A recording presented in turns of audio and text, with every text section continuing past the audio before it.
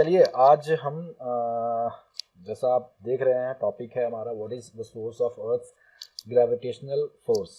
पृथ्वी को उसका गुरुत्वाकर्षण बल कैसे प्राप्त होता है। तो इससे पहले हम ऑलरेडी डिस्कस कर चुके हैं गुरुत्वाकर्षण बल क्या होता है। तो एक बार फिर से मैं आपको रिमाइंड कर दूं गुरुत्वाकर्षण बल क्या होता है। देखिए गुरुत्वाकर्षण बल अगर हम पृथ्वी की बात करें तो पृथ्वी केस में पृथ्वी क्या होती है, जैसे हम ही लोग हैं, हम पृथ्वी के सरफेस पे जैसे अगर हम ड्रॉ करें ये पृथ्वी है, हम इस पृथ्वी के सरफेस पे हम टिके हुए हैं। लेकिन अब ये हम हवा में क्यों नहीं उड़ रहे हैं, या कोई ऑब्जेक्ट जैसे न्यूटन के केस में हुआ था वो एप्पल नीचे गिरता है, वो नीचे ही क्यों आता है, ऊपर क्यों नहीं जाता। ये क्या होता है, ये पृथ्वी के अंदर एक कशिश होती है, गुरुत्वाकर्षण बल होता है, एक बल होता है जिससे वो उसको अपनी तरफ आकर्षित करती है। तो ये बल होता है, यही गुरुत्वाकर्षण बल होता है। अभी बात आती है कि ये गुरुत्वाकर्षण बल आता कहाँ से है, पृथ्वी में ये गुरुत्वाकर्षण बल उसको मिलता कैसे है, इस पे डिस्कस करना है। ठीक है, तो ये सारी चीज़ें डिस्कस करने से पहले हमें एक बहुत ही अहम चीज़ है, पहले मैं इसको डिलीट कर दूं। ठीक है,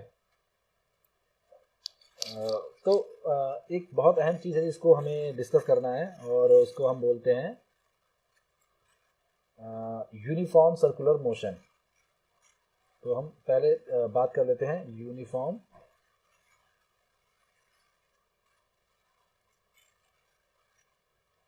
सर्कुलर मोशन। हम बात करते हैं यूनिफॉर्म सर्कुलर मोशन की।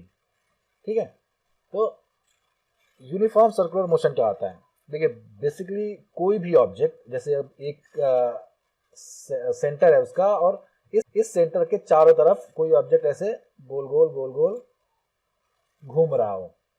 ठीक है, तो ऐसे किसी भी मोशन को हम सर्कुलर मोशन कहते हैं। जैसे अगर आप लोगों को अच्छे से याद हो तो जो कोल्हू होता है, कोल्हू के चारों तरफ बैल घूमता रहता है, ऐसे चारों तरफ वो घूमता रहता है, और बैल को एक डंडे से, डंडा मतलब काफी मोटी लाठी होती है, उससे बांधा गया रहता है।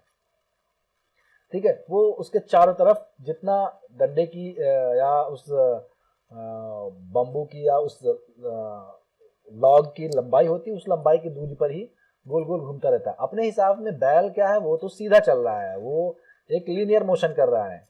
लेकिन इस डंडे से बंधे होने की वजह से वो क्या होता है, एक दूरी चलने के बाद हर बार यहाँ हर बार ऐसे, यहाँ हर बार ऐसे वो हो जाता है, घूम जाता है, हर पॉइंट पे ऐसे घूम जाता है, हर पॉइंट पे ऐसे घूम जाता है।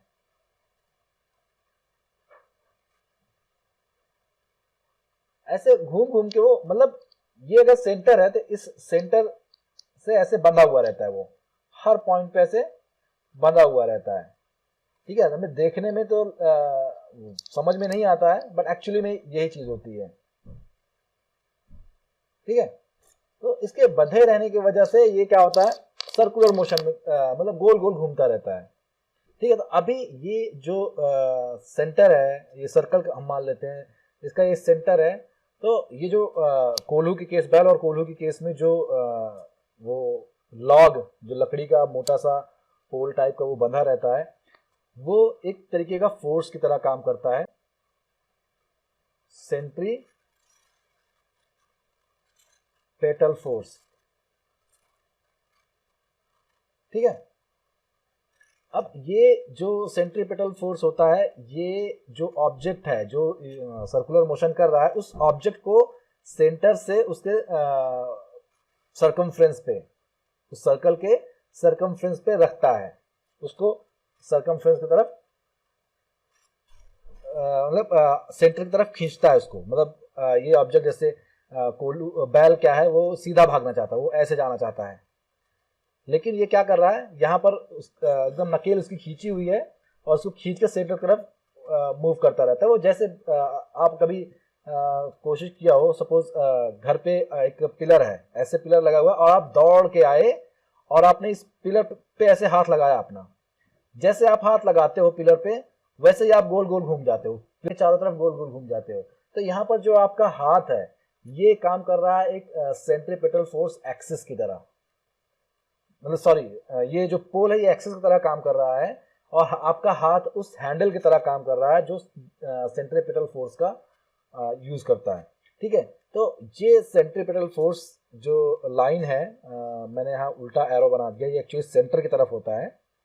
मतलब उस ऑब्जेक्ट को, जो ऑब्जेक्ट सर्कमफ्रेंस पे है उसको वो सेंटर की तरफ अट्रैक्ट करता है, और दूसरी तरफ इसी ऑब्जेक्ट पे क्योंकि देखो मूवमेंट कहीं भी हो रही है, कहीं पर भी मोशन हो रहा है ना, तो एक चीज एविटेबल है, वो है फोर्स।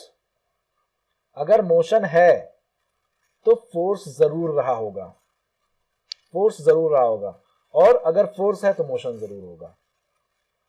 ठीक है, तो ये दो चीजें हैं, दोनों एक दूसरे के वाइस वर्सा हैं। फोर्स है तो मोशन होगा, मोशन है तो फोर्स जरूर रहा होगा। तो अगर इस ऑब्जेक्ट में सर्कुलर मोशन है तो इसमें फोर्स भी एक रहा होगा जो इसको इस सरकमफ्रेंस पे रोटेट होने के लिए या चलने के लिए बाधित कर रहा है। वो जो फोर्स है, इस फोर्स को हम बोलते हैं सेंट्रीफ्यूगल फोर्स। इसको हम बोलते हैं सेंट्रीफ्यूगल फोर्स। ठीक है, और दूसरा फोर्स जो इसको अपोज करता है वो होता है सेंट्रीपेटल फोर्स। तो दो तरह के फोर्स होते हैं, centrifugal force and centripetal force. ठीक है, अभी इन दोनों फोर्सेस में क्या रिलेशन होते हैं ये थोड़ा सा देख लेते हैं। देखिए, ये लाइन ड्रॉ करने से हम ये सेंट्रीपेटल फोर्स और सेंट्रीफ्यूगल फोर्स की अगर हम बात करते हैं, अगर हम बात करें इसकी, तो ये दोनों, अगर हम सर्कल की बात करें, एक सर्कल पे टेंजेंट की, तो एक सर्कल पहले बनाते हैं। ये एक छोटा सा सर्कल है हमारा, ये उसका सेंटर है। ठीक है, और यहां से सेंट्रीफ्यूगल फोर्स जो है ऐसे टेंजेंशियल जा रहा है। इस सेंट्रीफ्यूगल फोर्स को टेंजेंशियल फोर्स भी बोलते हैं। ये टेंजेंशियल फोर्स है या सेंट्रीफ्यूगल फोर्स है, टेंजेंशियल फोर्स, सेंट्रीफ्यूगल फोर्स या टेंजेंशियल फोर्स दोनों बोलते हैं। अब ये तो टेंजेंशियली बाहर की तरफ जा रहा है, लेकिन दूसरा फोर्स है एक जो अंदर की तरफ आ रहा है। मतलब कहें तो इस सर्कल का रेडियस है, इस सर्कल का रेडियस है। ठीक है, अब भी आपने रिलेशन पढ़ा होगा टेंजेंट, सर्कल के टेंजेंट और रेडियस का। तो टेंजेंट और रेडियस दोनों में जो एंगल होता है वो 90 डिग्री एंगल होता है। एक टेंजेंट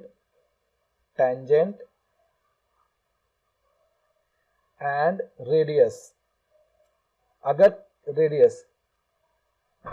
अगर किसी सर्कल के पॉइंट ऑफ टेंजेंट से रेडियस ड्रॉ किया जाए तो वो रेडियस हमेशा उस टेंजेंट, लाइन ऑफ टेंजेंट पे हमेशा पेंडिकुलर होगा, 90 डिग्री होगा। ये एक थियरम है ज्योमेट्री में, जो आप लोग आई होप पढ़े होंगे, आई बिलीव पढ़े होंगे आप लोग, बट फिलहाल हम इसी का वो करते हैं। तो यहाँ पर जो हमें दो फोर्सेस मिलते हैं, सेंट्रीपेटल फोर्स और सेंट्रीफ्यूगल फोर्स।